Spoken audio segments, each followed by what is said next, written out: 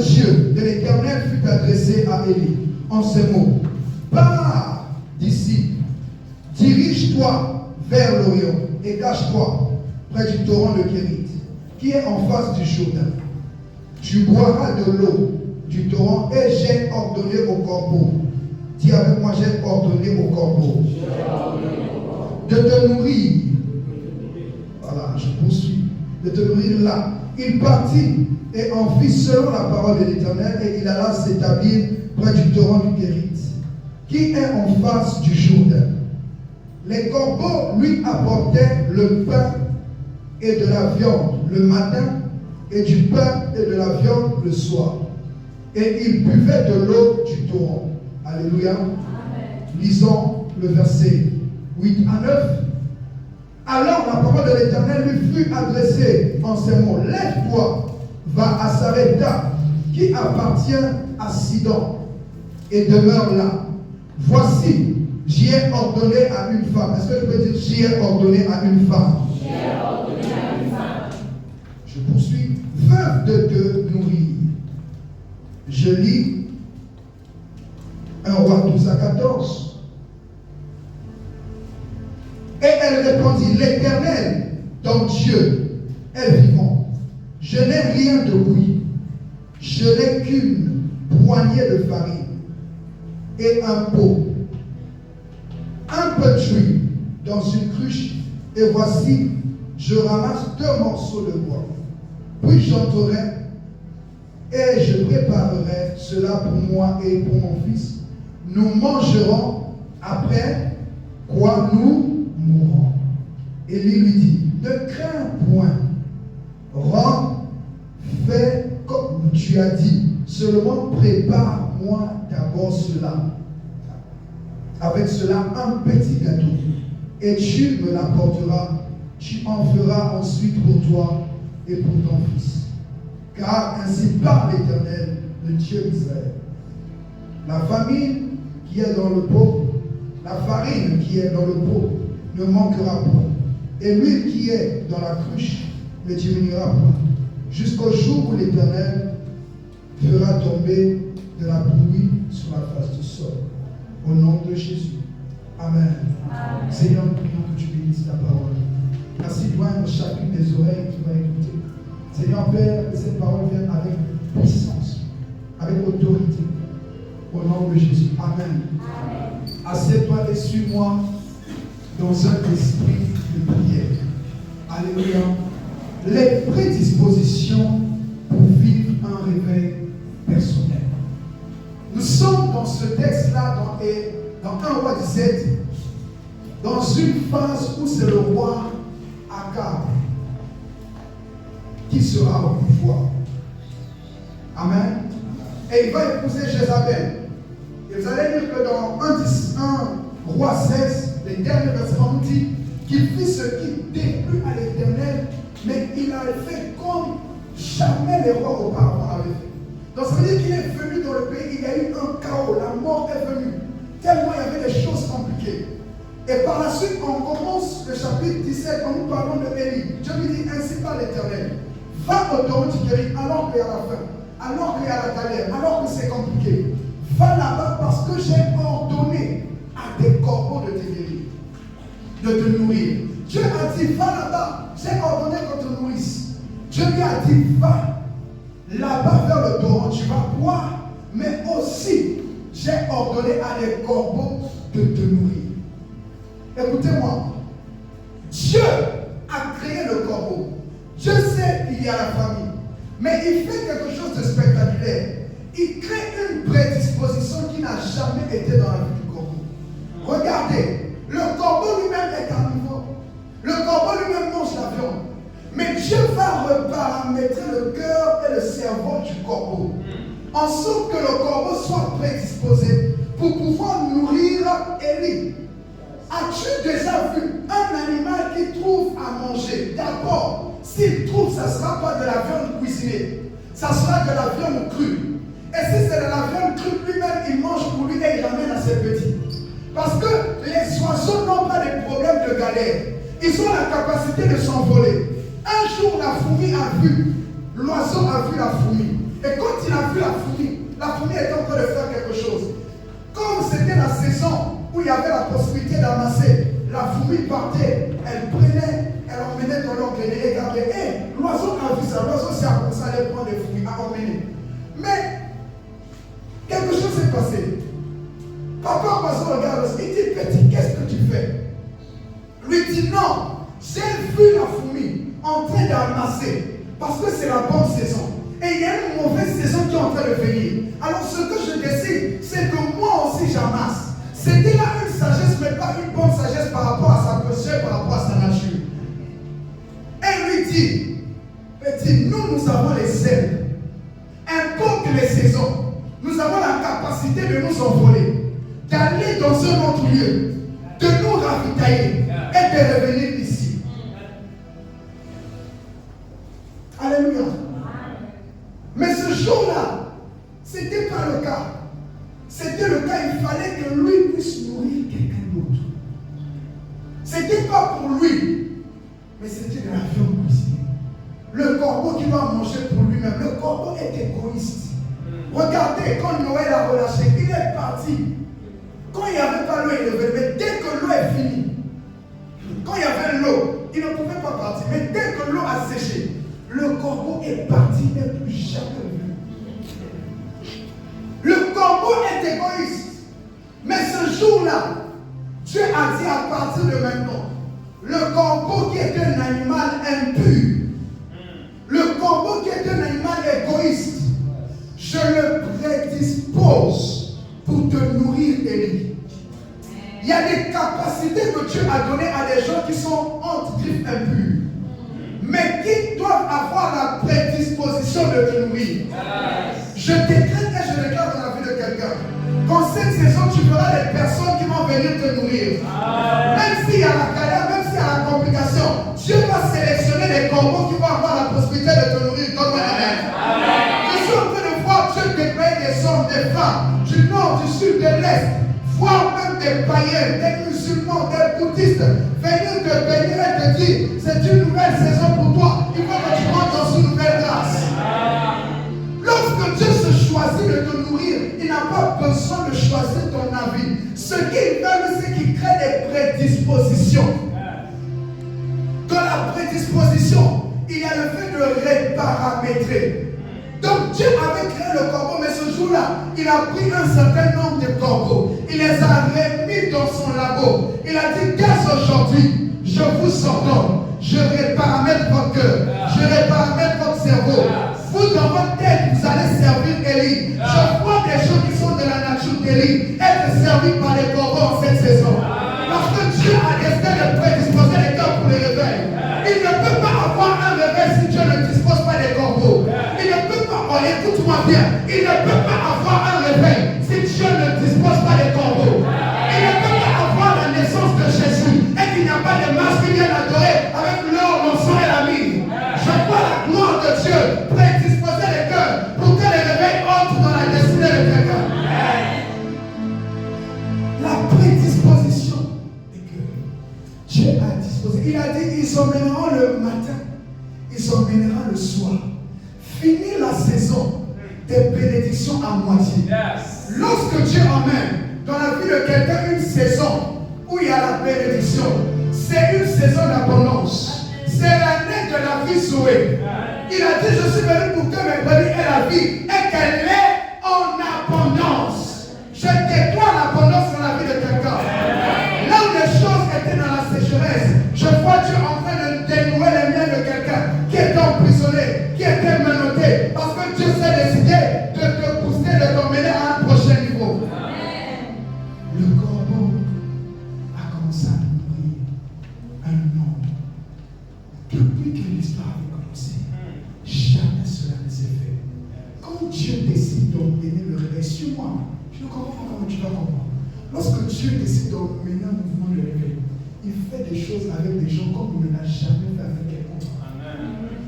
Si tu me donnes un amen, c'est pour toi. Amen. C'est pour toi. Il y a des choses que Dieu n'a jamais faites dans ta famille, qui va faire avec toi, parce qu'il va emmener un réveil. Il y a des choses que Dieu n'a jamais faites dans ton pays, qu'il va faire avec toi, parce qu'il va emmener un réveil. Il y a des choses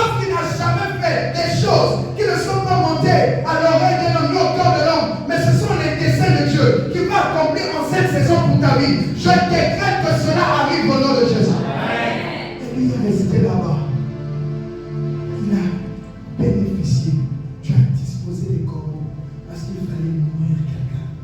Après cela, Dieu dispose encore, il lui parle. Il dit encore, ainsi parle l'Éternel. L'Éternel lui parle encore. Il dit, va à Sarepta en Sidon. Il y a une femme que j'ai préparée pour te nourrir. Blaguer. Il n'y a pas de réveil sans mangement. Les gens n'arrivent pas à se réveiller, parfois ils sont fatigués parce qu'ils ne mangent pas bien.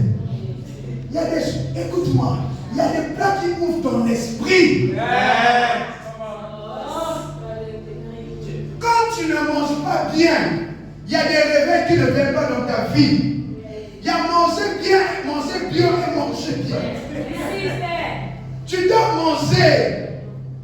Dieu savait que par rapport à la situation qu'il y avait en Israël, le réveil qui devait venir, il fallait que le prophète puisse manger. Fallait que l'esprit du prophète puisse manger. Il y a des plats, quand tu manges, ça stabilise ton âme. Tu es triste seulement parce que je n'ai pas encore mangé ton plat préféré depuis 2 mois. Cherche ton plat préféré. Assieds-toi et mange. Je sais. Mon petit Élie, c'est un dépressif. Il faut qu'il mange. Regardez, chaque fois, Dieu va toujours lui dire, mange et bois. Si. Avec le transport. Dieu préparait quelqu'un. Là où il y avait le... Écoutez-moi. Là où il y avait un problème, il fallait que Dieu prépare les gens pour nourrir quelqu'un pour que le réveil vienne. Il y a des lumières qui ne viendront pas dans ta vie si tu n'es pas bien nourri spirituellement. Il y a des réveils qui ne viendront pas. Tu manges la nourriture de la veille spirituelle. Ton ventre, après, tu flatures spirituellement. Tu as une atmosphère bizarre autour de toi. Tu manges des plats de la saison précédente. Ce n'est pas ton message qu'on entend. On n'entend pas un message parce que c'est prêché par quelqu'un qui est célèbre. On entend un message parce que c'est prêché, parce que c'est un message qui est dans notre saison et qu'on va l'écouter parler dans une autre saison. Ce n'est pas tous les messages qu'on entend parce que c'est à la mode. Ce n'est pas tous les thèmes qu'on écoute parce que c'est à la mode. On entend quelque chose qui va t'emmener quelque part. La vie commence par ce que tu écoutes. Lorsque tu écoutes des choses qui t'emmènent nulle part, tu n'iras nulle part. Tu écoutes des messages qui t'endorment. Tu écoutes des messages qui parlent des anges. Là où tu galères. Tu vas appeler les anges. Mon frère, tu n'as pas mangé. Si Dieu n'a pas envoyé l'ange te donner à manger, tu peux faire une crise. Il y a des anges lorsqu'ils arrivent, tu tombes. Parce qu'ils transportent tellement la présence de Dieu. Tu n'as pas mangé, frère. Écoutez-moi. C'est drôle, mais c'est très sérieux. Ton esprit doit être nourri. Va là-bas, j'ai préparé une femme. Mais quand il arrive, il voit une femme. Il lui dit, donne-moi à manger. On se connaît tout. Toi et moi, on se connaît tout. Tu me vois. Est-ce que tu connais ma situation? Est-ce que tu connais mon problème? Tu me dis, donne-moi à manger. Est-ce que toi et moi, d'abord, on a un lien? Je suis ta tante? Est-ce que moi, je suis ta grand-mère? Est-ce que je suis ta soeur? Je suis ta cousine? Il dit, donne-moi à manger. Il dit, mais ce que j'ai, c'est juste pour mon fils et pour moi. Si on mange, après on meurt. Il dit, bien sûr, la mort là, il y a déjà la mort. Il faut qu'un réveil vienne. Il faut qu'une résurrection entre dans ta maison. Amen. Et pour ça, fais-moi d'abord à manger.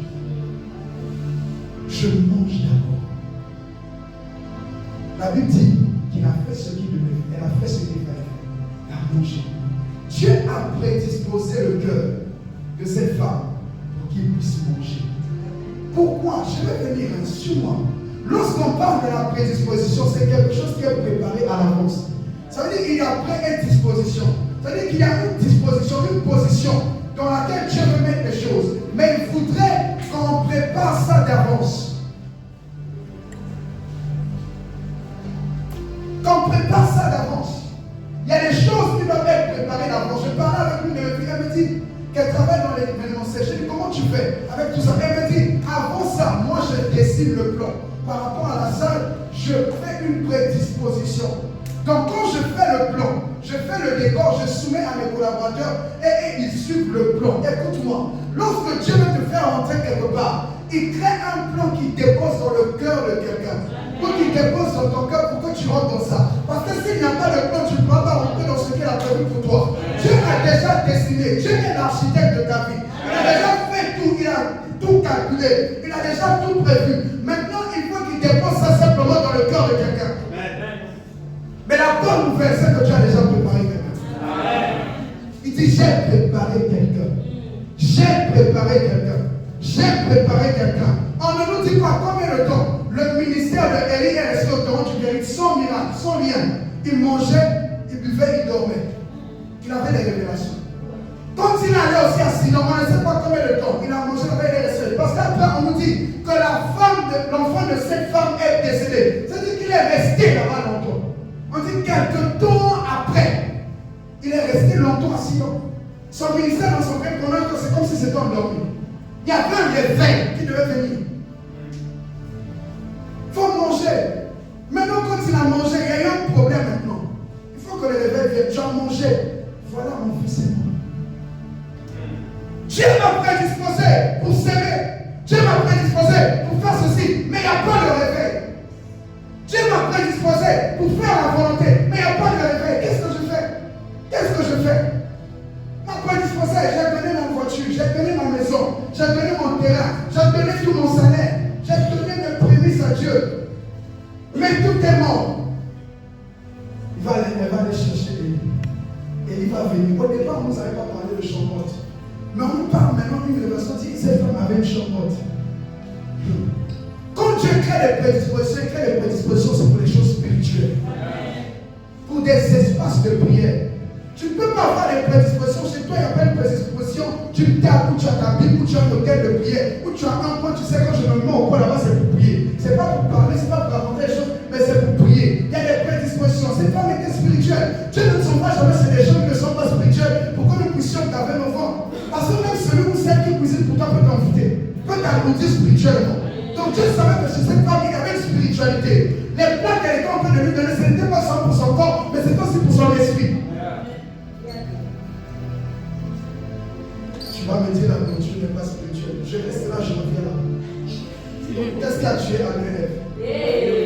Bon, mais.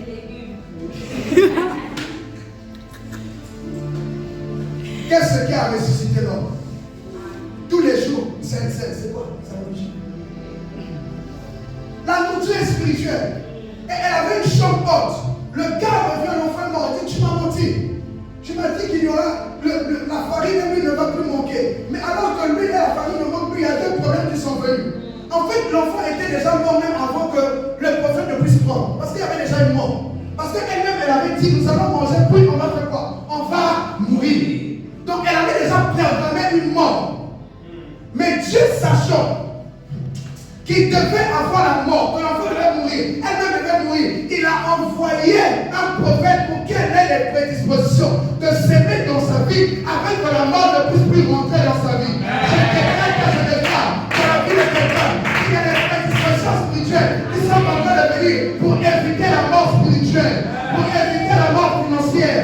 Parce que même si la mort vient, la Bible dit, mort où est ton aiguillon? L'aiguillon de la mort, c'est le péché. Alors que Jésus a vaincu le péché à la croix, je déclare, de la même manière que Christ a vaincu l'aiguillon du péché, la mort n'aura plus d'effet dans ta vie. Donne-moi la main. Mon fils est mort. Mon fils est mort. Prophète, mon fils est mort. Il vient, il monte à la chambre haute. Il s'allonge 3 fois sur elle. Il dit, Seigneur, ramène la vie. L'enfant revient à la vie. Quand l'enfant revient à la vie, elle dit, maintenant, est-ce que tu es un prophète? Ah! Les gens qui viennent à l'église n'ont pas la foi. Elle a vu un pot où il y avait l'huile. L'huile se déproduit ça même. C'est-à-dire que tu fais comme ça là. La bouteille est finie, mais ça continue de couler. Tu renverses tout. Mais la farine continue, la poussière continue. C'est quel pot? C'est pas God magique. Ça, c'est pot divin. tout ça, ne croyait pas. Il fallait que son fils revienne à la vie. Il fallait qu'il y ait un réveil. Elle a expérimenté un réveil personnel. Elle a dit ça, je n'ai jamais vu ça. Je suis venu dire à quelqu'un, cette saison, il y a des choses que tu n'as jamais vues qui vont t'arriver. Je dis, il y a une porte spirituelle que tu as ouverte. Il y a des expériences surnaturelles que tu n'as jamais vues, que tu vas voir. Il y a des bénédictions physiques, matérielles que tu n'as jamais vues. Qu'à partir d'aujourd'hui, Dieu va le faire. La Bible dit, voici j'ai ouvert une porte devant toi. Personne ne pourra la fermer. Cette porte que tu ouvres, personne ne va la fermer. Je vous dis, je ne parle pas pour parler, je parle et mes yeux sont ouverts. Yes. Wow. Alléluia. Elle dit maintenant je crois. Dieu a créé des prédispositions. Parce qu'il y avait un décor qui voulait faire entrer. Et il a prédisposé les choses. La Bible dit, dans Romains 15, 14, pour ce qui vous concerne, mes frères, je suis moi-même persuadé que vous êtes pleins de bonnes prédispositions, remplis de toute connaissance et capables de vous exhorter les uns les autres. Il dit pour vous, je sais, vous êtes remplis, vous êtes pleins de bonnes dispositions. Beaucoup de gens veulent le réveil, mais n'ont pas été préparés au réveil. Si on prie ici que quelqu'un a un pied coupé et que le pied pousse, comment tu vas penser? Comment tu vas réagir? Si je prie maintenant l'argent apparaît dans ton sac, comment tu vas réagir? Si je jette ici le micro devient sympa, je retire ça derrière le micro. Qu'est-ce que tu vas penser? Oui. Est-ce qu'on est prêt pour le réveil? Je me dis, si le cœur n'est pas préparé, tout ce qui va revenir après va être détruit. Beaucoup de gens font des choses auxquelles ils ne sont pas préparés. Je vais sortir du célibat, entrer dans le réveil du mariage, as-tu été préparé? Je vais sortir de la galère, entrer dans la richesse. Est-ce que tu sais c'est quoi la gestion financière? Tu sais comment on fait un budget? Je veux le travail. Est-ce que tu sais comment on s'organise entre la maison, le foyer et le travail? Je veux repartir à l'école. Est-ce que tu es prêt à assumer l'école, tout ça? Est-ce que ton cœur a été préparé? Est-ce que tu as été préparé? Est-ce que tu as été préparé? Merci. Est-ce que tu as été préparé? Le problème, c'est pas en fait que les gens font des choses, mais c'est qu'on soit préparé. Je me dis, s'il n'y a pas de préparation, les réveils vont venir, on va prier, les gens vont tomber, les gens vont casser les chaises. Après ça, les mêmes personnes, on va bien les enseigner. Wow. Parce qu'ils ont suivi les sensations, on n'a pas suivi la formation et la croissance. Réveil sans préparation égale à effervescence. Réveil sans préparation égale à effervescence. Le réveil, ce n'est pas le nombre de visions que tu as. Ce n'est pas le nombre de miracles qu'il y a. Ce n'est pas le nombre de personnes qui pleurent. Mais c'est la croissance et la continuité de la vie qui reste. Vous êtes remplis des dispositions. Est-ce que ton cœur est prêt? Ah Seigneur, l'église là vraiment, quand on est dans la salle, il n'y a même pas la batterie. Est-ce que tu es prêt à venir si vous soulevez la batterie?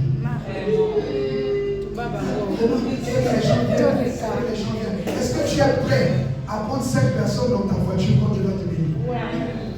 Moi, j'ai eu ça avec difficulté. C'est des choses. Chacun son parcours. On fait des épreuves aussi. Toi aussi fais des épreuves. Chacun son chemin. On est venu en détail. Chacun ses problèmes. Je ne connais pas c'est quel démon qui l'anime. Toi, quand tu es venu, je t'ai pris dans mes bras. Quel démon t'animait? Quel démon t'animait? On a mangé 2 mois. Je t'ai pris dans mes bras. T'as donné mon argent. T'as donné même mes habits. Quel démon t'animait? Ma ton cou. Ton cœur n'est pas prêt. Tu vois ta vie. Ah, si les frères viennent, ils vont prendre la place chez papa. Ton cœur n'est pas préparé. Ton cœur n'est pas préparé. Oh non, tu as amené les enfants. Les enfants vont prendre la place dans le cœur de ma femme. Ton cœur n'est pas préparé.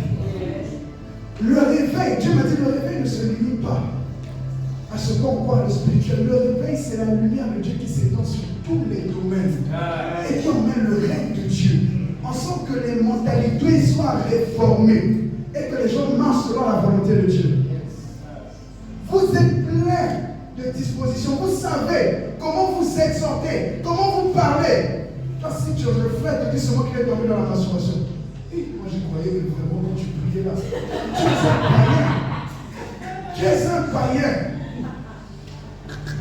Évra, tu es un païen. C'est qui? Quand tu viens à l'église, tu lèves les mains vers le ciel. C'est toi qui parles en langue. Tu es un païen. Tu vous êtes plein de dispositions pour exhorter les gens autres. Est-ce que Dieu a préparé ton cœur? Est-ce qu'on est prêt?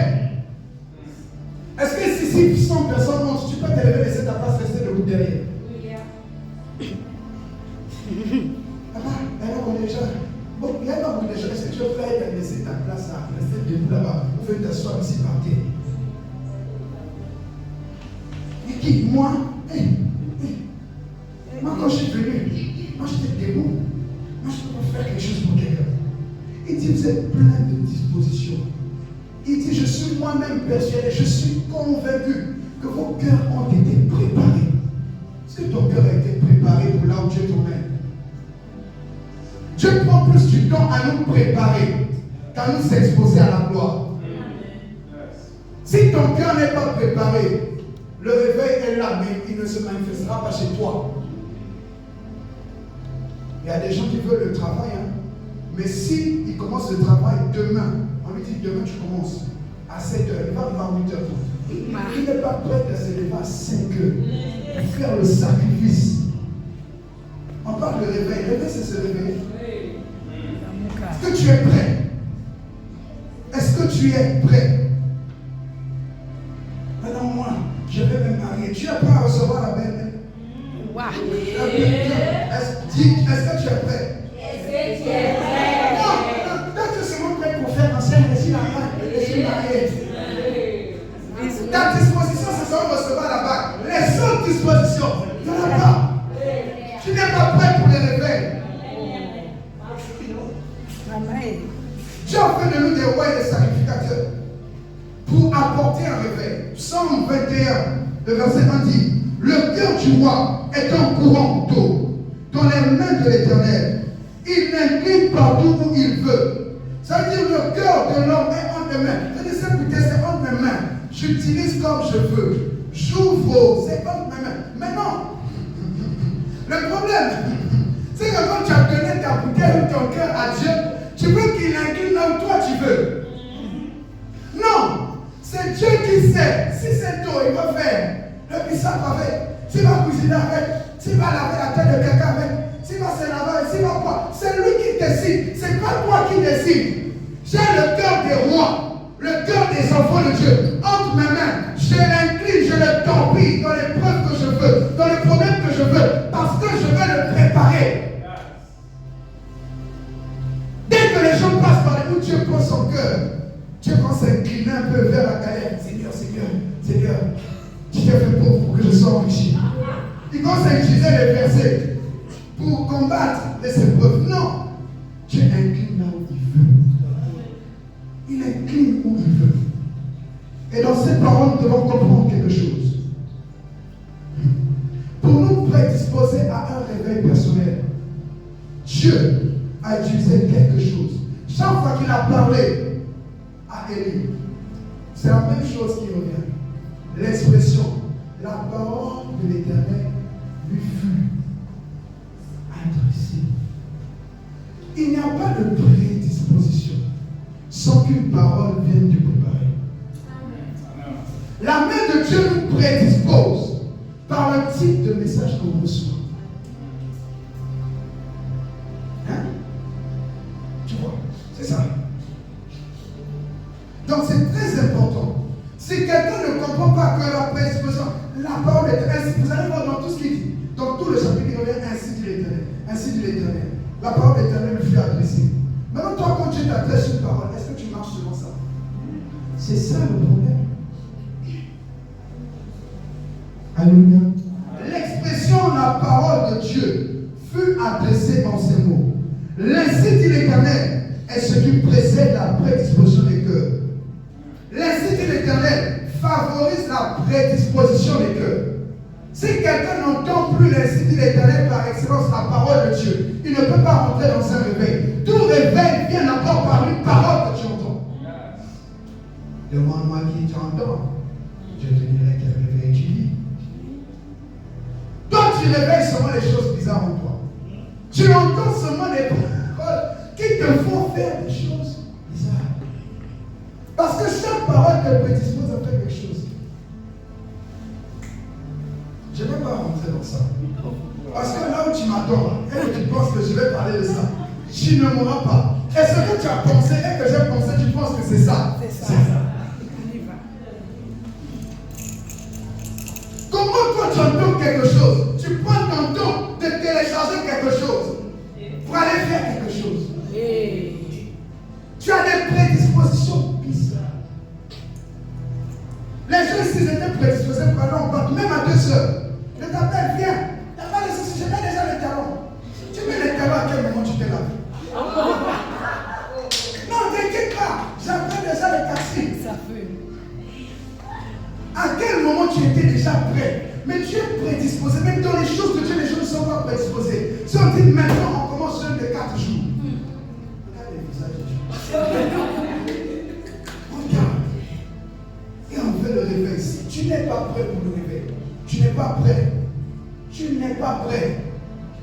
Je veux le réveil dans ma vie. Je veux l'onction. Mon frère, moi j'ai vu. J'ai vu trop de messages. J'ai eu pitié de moi. Je suis resté tranquille.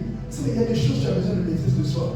Parce que tu ne peux pas brûler. Tu as demandé. Maintenant, quand ça vient, le réveil attire le monde. Est-ce que tu as la capacité de préparer pour gérer la pression?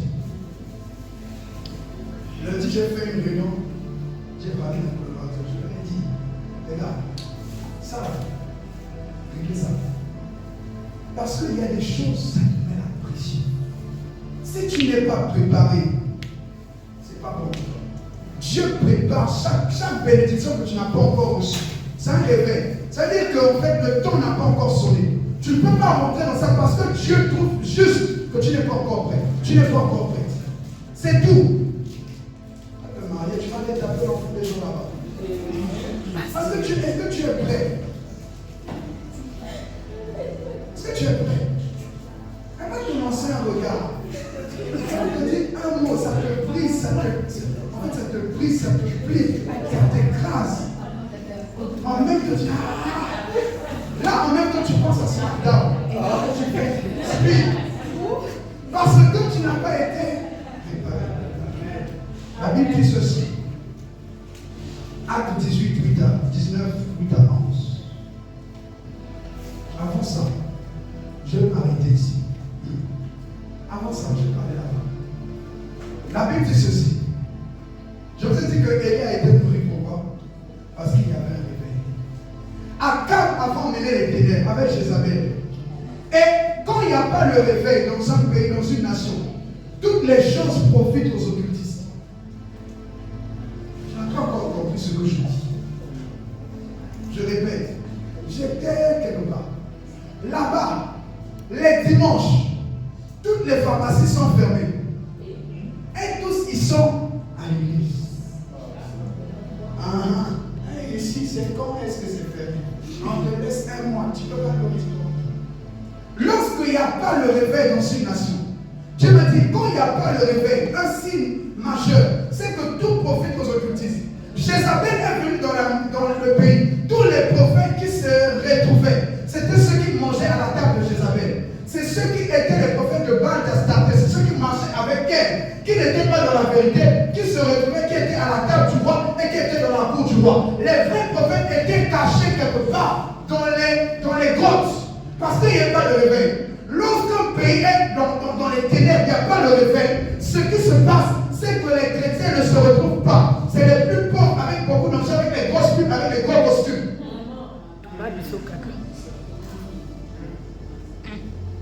Est-ce que tu me comprends? Toi, tu crois que le réveil, c'est une parole en ce moment. Dieu m'a dit, je répète, quand il n'y a pas de réveil dans un pays, le pays là, ceux qui sont bien là-bas, est-ce qu'ils marchent avec ça? puis le prophète caché quelque part. Dieu lui-même a caché ses gars. Il a dit de cacher cette vie. Laissons encore l'autre a mis 50, il les a cachés. Ils ne peuvent pas vivre. Dieu lui-même, il a pris. Et lui, il l'a emmené. Va d'abord à Sidon là-bas. Va s'arrêter, mange là-bas, mange là-bas. Parce que là, il n'y a pas quelqu'un pour te nourrir. Il fallait que Dieu le nourrisse. Parce que dans 1 roi 18, il devait avoir un réveil qui devait arriver en Israël. Dieu a prédisposé les corbeaux. Dieu a prédisposé la femme. Pour que simplement l'homme ait la force physique et spirituelle pour repartir dans son pays et dire à Akab que je viens vers lui. Parce qu'il y a un réveil qui doit arriver. Parce qu'il y a un réveil qui doit arriver. Parce qu'il y a un réveil qui doit arriver. Dieu ne l'a pas nourri. Dieu ne l'a pas gardé. Juste parce qu'il voulait le garder. Mais parce qu'il le préparait. Lorsque Dieu prédispose des gens pour te bénir, prédispose des gens pour te nourrir, prédispose des gens pour te faire du bien, c'est pour toi te renforcer en termes de capacité afin que tu puisses apporter le réveil dans ta famille, dans ton lieu de travail, partout où tu pars, parce que tu as besoin d'avoir de l'énergie et d'emmener le réveil. Je vois quelqu'un être propulsé, avoir l'énergie, avoir la possibilité, avoir les capacités d'aller quelque part. Je prie pour toi. Je prie pour toi. Et je déclare que ça vient dans ta vie. Je prie pour toi. Et je déclare que tu reçois une énergie nouvelle. Je prie pour toi. Et je déclare que tu ne seras plus jamais caché. Là où les ténèbres te couvraient, David dit sur toi la lumière apparaît. Il y a une nouvelle lumière qui vient pour que tu montes à une autre dimension comme le meilleur des ténèbres. Et lui était préparé parce qu'il y avait un réveil qui devait venir. Il ne mangeait pas pour manger. Il ne buvait pas pour boire. Mais parce qu'il y avait une capacité que Dieu est en train de prévoir.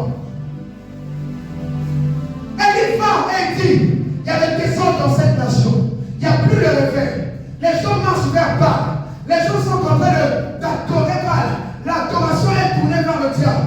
Le fait qu'il n'y ait pas de réveil, tout est tourné vers l'occultisme. Tout est tourné vers le diable. Et il dit, il faut renverser les choses.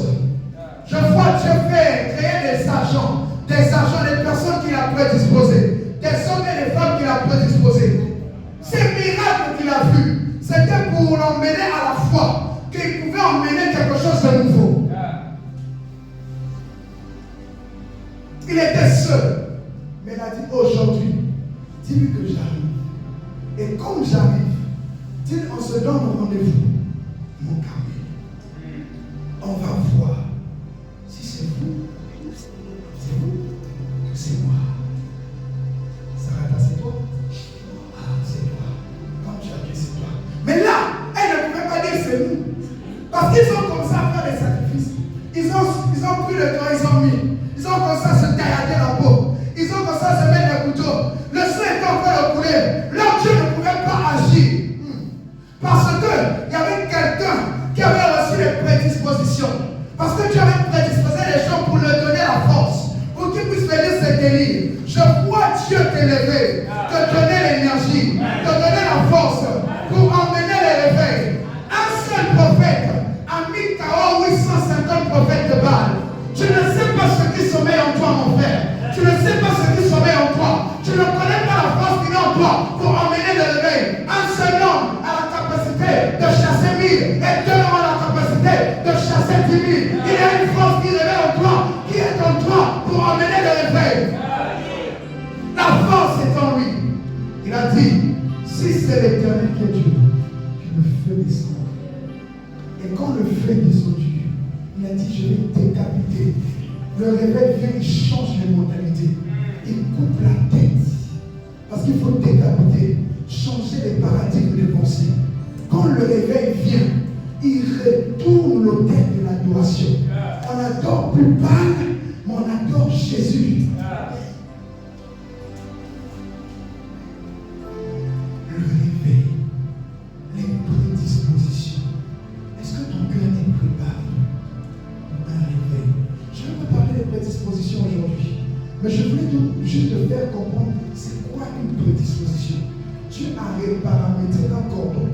Dieu a reparamétré une femme veuve qui n'a pas entendu, qui n'a pas vu. Mais il a mis quelque chose dans son cœur. Dieu a créé ce jour-là, vous n'allez jamais dire que Dieu a dit, Élie, va là-bas, va attaquer.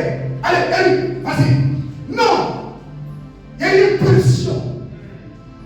Ceux qui sont conduits par l'Esprit sont fils de Dieu. Et en lui, il y avait l'Esprit. L'Esprit a commencé à le conduire. Comme ça, on mener quelque part. Et pour être conduit, il faut être ivre. Comme quelqu'un ivre, ce n'est plus lui-même qui se conduit. C'est l'alcool qui le conduit. La Bible dit, ne vous enivrez pas de vin. Et soyez ivre du Saint-Esprit. Est-ce que ce soir, le Saint-Esprit peut venir en toi, te rendre ivre et te réparer? Est-ce que le Saint-Esprit peut descendre maintenant, te rendre ivre et te réparer? Est-ce que le Saint-Esprit peut descendre